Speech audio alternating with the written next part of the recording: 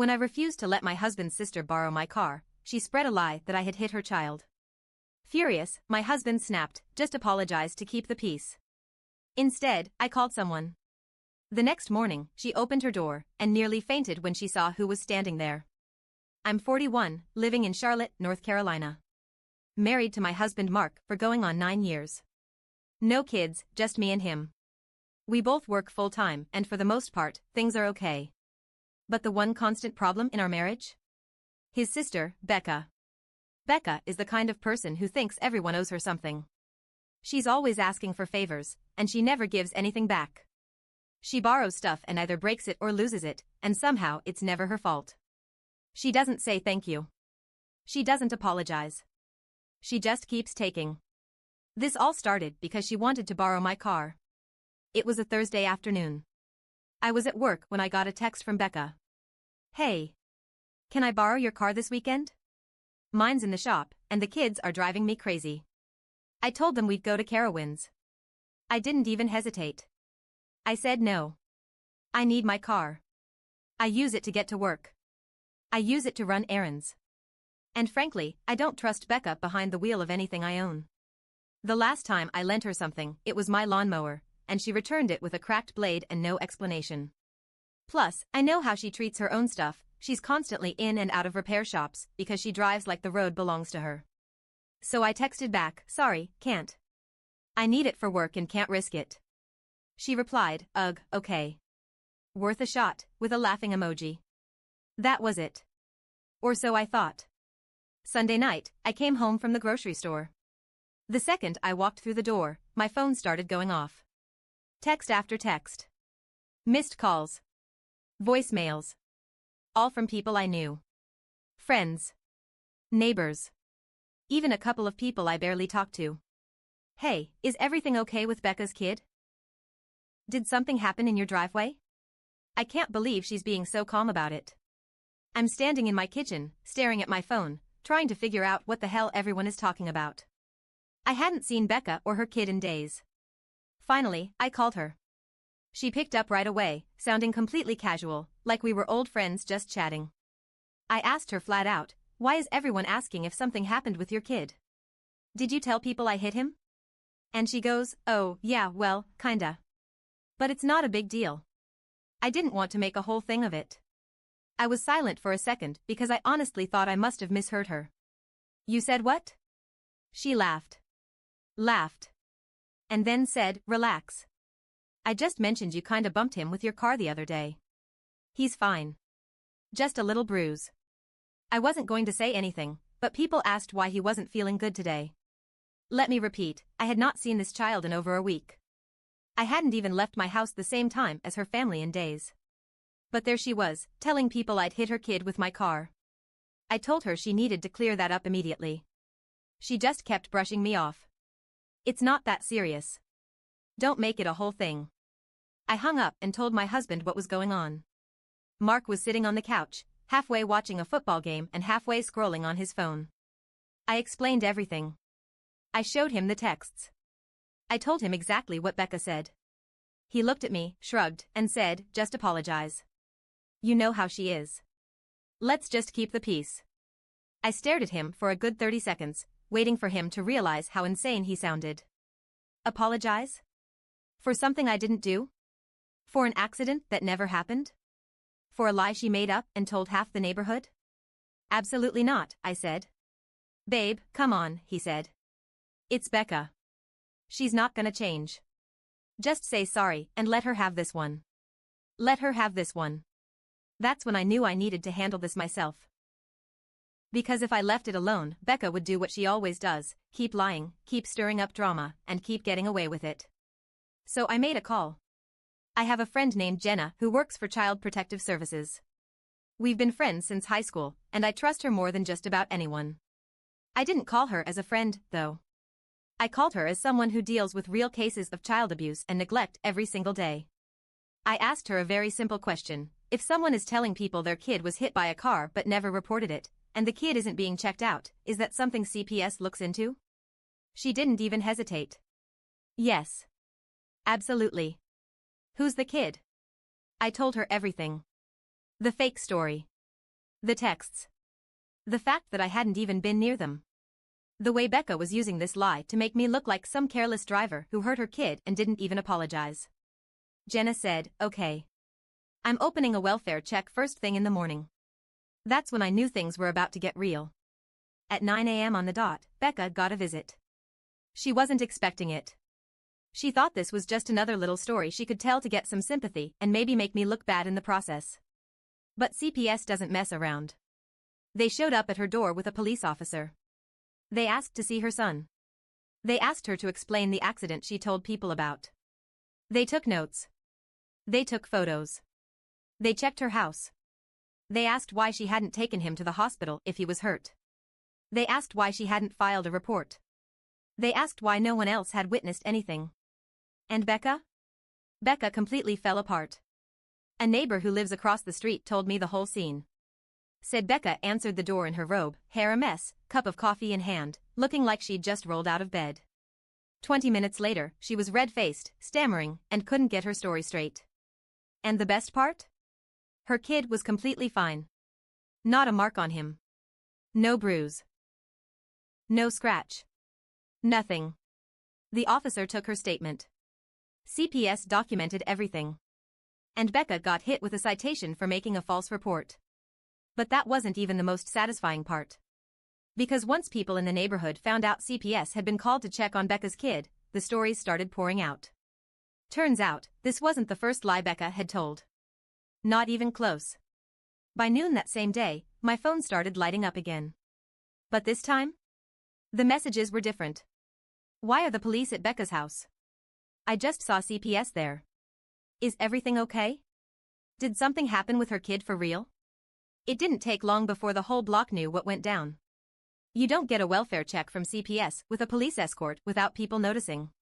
Charlotte might be a big city, but neighborhoods? Neighborhoods are small. People talk. And Becca's story started cracking. Because now, people who heard her version of events, the one where I clipped her son with my car and then coldly drove off without checking on him, were realizing none of it added up. One neighbor, Greg, who lived 2 doors down, texted me this, "Funny how she said you hit him Friday, but we saw you leave before noon and you weren't back until after dark." Exactly. Because I was at work. Like I always am on Fridays. But here's where things took a turn I didn't see coming. Turns out, Becca's lie about me wasn't some random one-off. No. This woman had been building a little web of stories for months. Maybe years. And people were finally starting to connect the dots. One neighbor, Diane, came straight to my door. She didn't even knock, just stood there waiting for me to answer. "I don't know if you know this," she said, "but last month Becca told me you were stealing packages off porches." I blinked at her.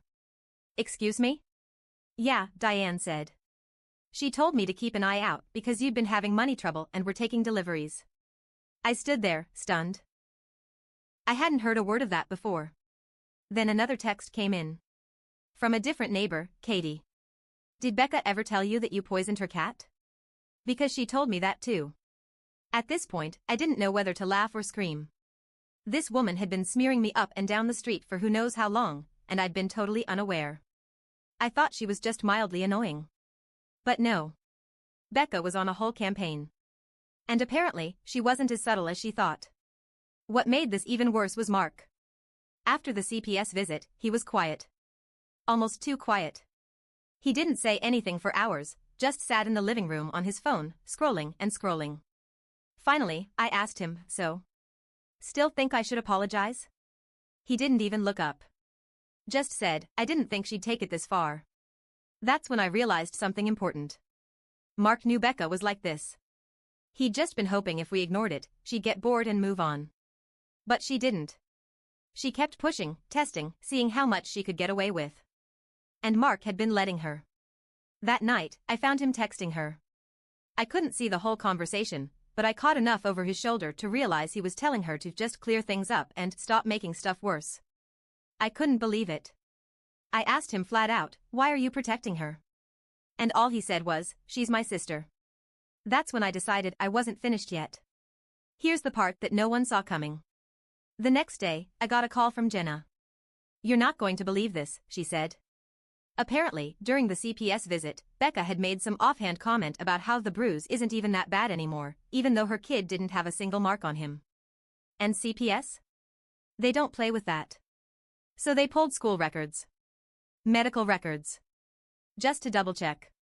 And guess what they found? There had been 3 other times in the past year when Becca had taken her kid to urgent care for accidental injuries. All small stuff. A sprained wrist.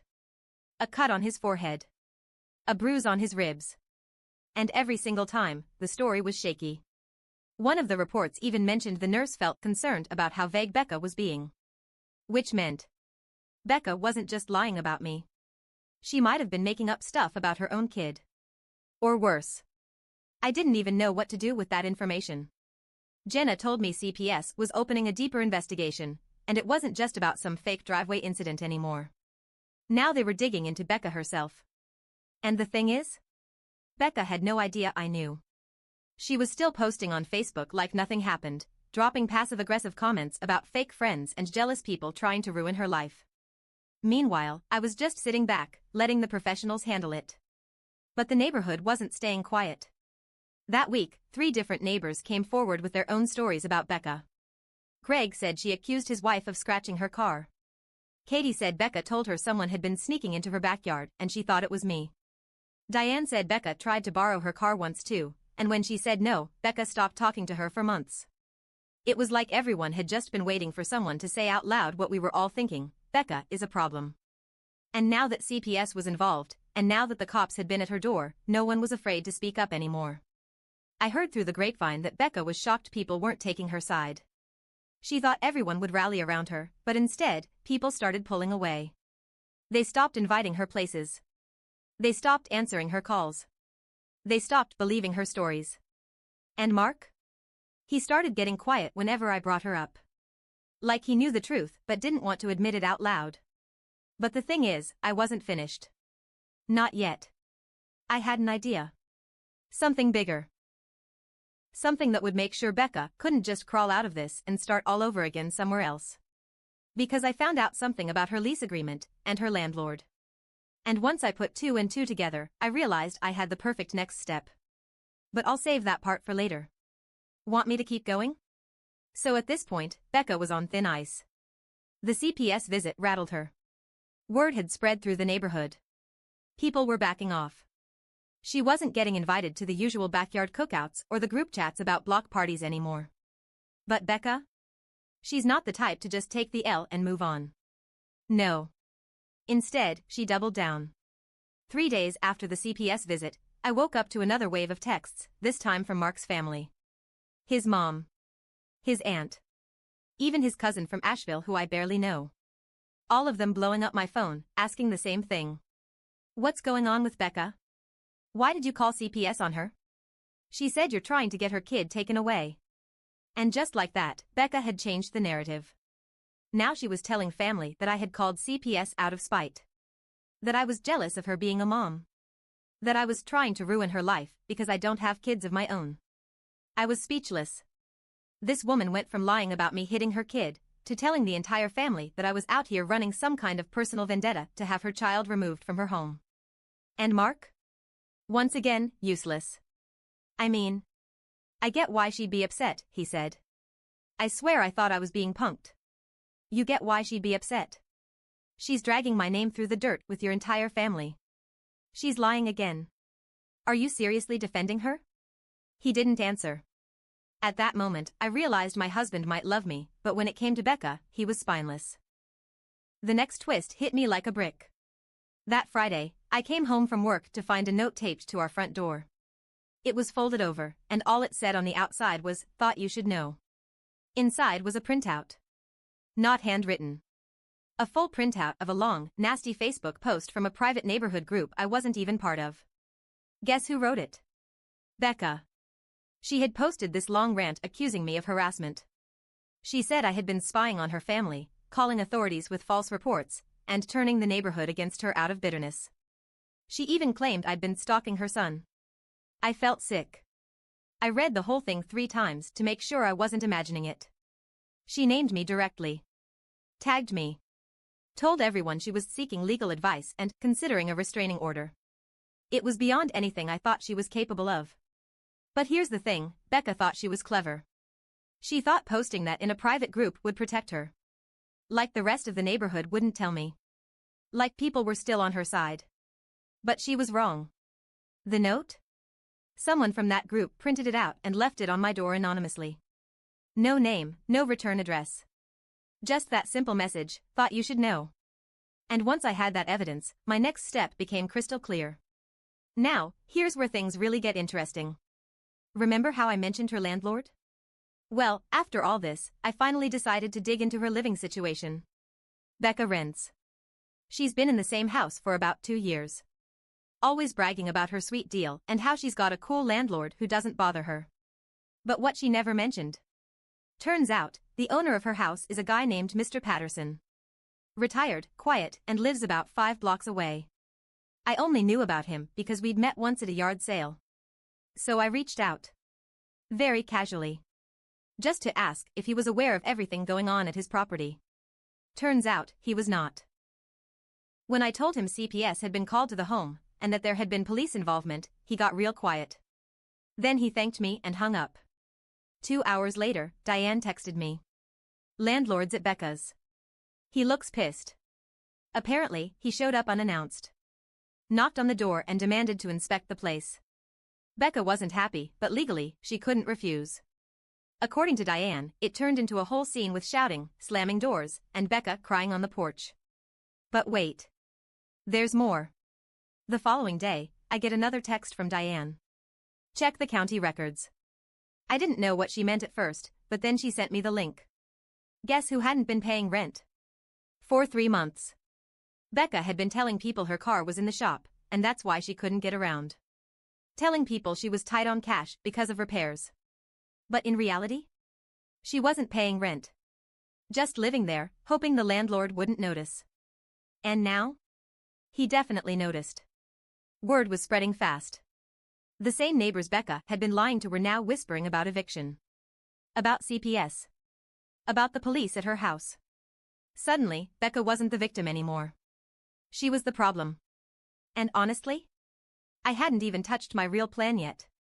Because if she thought CPS and the landlord showing up were bad, I had one more card to play. But I'll save that part for later if you want me to keep going. Want me to continue? At this point, Becca had burned every bridge in the neighborhood. People stopped replying to her texts. She wasn't getting invited anywhere. Even the friendlier neighbors were keeping their distance. Mark was barely talking. CPS was still investigating her, and her landlord was circling like a shark. And then, the final straw. A week after her public Facebook smear campaign against me, the HOA announced a monthly neighborhood meeting. Normally, 5 people show up to those. This time? The room was packed. And Becca was there. She came in late, wearing sunglasses indoors like she was hiding from paparazzi, dragging her kid along like a prop. Sat in the back corner, arms crossed, glaring daggers straight through me. I didn't go there planning to say anything. I really didn't. But the second the meeting opened up for community concerns, Diane, bless her heart, raised her hand. Yeah. Actually, I think we need to address the false rumors being spread about neighbors. Because it's gotten out of hand. You could feel the air leave the room. All eyes went to me. Then to Becca. I wasn't going to speak up. I swear I wasn't. But then Becca laughed. Laughed. Loud enough for the whole room to hear. That was it. I stood up. I didn't yell. I didn't cry. I just laid it out. I just want to clear the record, I said. I never hit anyone with my car. I never poisoned anyone's cat. I never stole a single thing off anyone's porch. And I've had enough of the lies. The room was dead silent. I looked straight at Becca. If you want to accuse me of something, Becca, do it to my face. Right now. In front of everyone. Becca smirked. Maybe I would if it wasn't true. I nodded. All right. So then explain to everyone why CPS found nothing. Explain why your kid didn't have a scratch on him. Explain why you told half the block I'm a thief, but no one ever saw me take anything. Explain why your landlord is at your house every other day now. That wiped the smile off her face. But it wasn't me who finished her off. Nope. That honor went to Greg. From his seat near the front, Greg piped up loud and clear, "Hey, Becca? Didn't you say we dented your car last month? But we were out of town that whole week." Then Diane. "And didn't you say Katie was sneaking in your yard?" "Katie, she told me you poisoned her cat." It was like popcorn going off. One by one, people started sharing the lies Becca had told them. All different. All pointing fingers at different people. All ridiculous. Becca's face went pale. Then red. Then pale again. She stood up. Grabbed her kid by the arm. "You're all just jealous," she snapped. "Pathetic." And she stormed out. Right there. In front of everyone. Slammed the door so hard the windows rattled. Nobody spoke for a few seconds after the door slammed. Then Diane said, "Well, I guess that's that." And just like that, the tension broke. People were shaking their heads, whispering, looking around like we'd all just witnessed the end of some bad movie. Mark didn't say a word the whole meeting. But in the car on the way home, he finally spoke. And what did he say? "Maybe we should check on her. She's probably embarrassed." I almost laughed. After all of that, his first thought was still about protecting her feelings. I didn't even answer him. Just stared out the window the rest of the ride. When we got home, he went straight to the bedroom. I heard him shut the door. I stayed in the kitchen, replaying everything in my head. Here's the thing no one tells you about standing up for yourself against someone like Becca: you think it's going to feel good. And yeah, part of it does. Finally getting the truth out there. Watching her face when her web of lies unraveled in public. Having the whole neighborhood see her for what she really is. But there's another part that doesn't feel good at all. The part where you realize someone in your own family was willing to destroy your name over nothing. Just because you wouldn't give them what they wanted. Just because you said no. The part where you realize your husband, the person who's supposed to have your back, never really stood up for you. Not once. Even as his sister dragged me through the mud, he just kept sitting there, telling me to keep the peace. And the worst part?